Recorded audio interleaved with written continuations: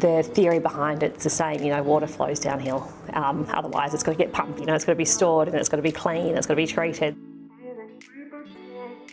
I'm a civil engineer.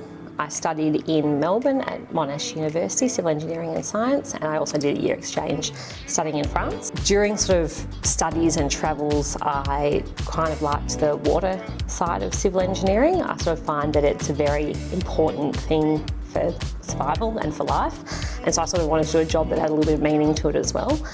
So I've taken a little bit of a path down working in disasters in developing countries in the water engineering space, as well as in developed countries here.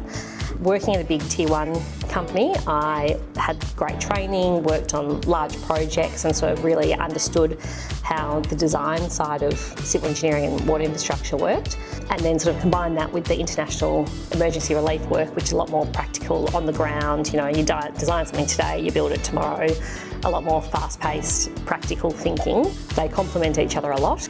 The most rewarding part of my job, I think, is seeing a project through to completion. Quite often you can go into a project and you'll do, the planning. Then you never actually know what happens with that, or you'll do, part of the design and then you hand it over to somebody else.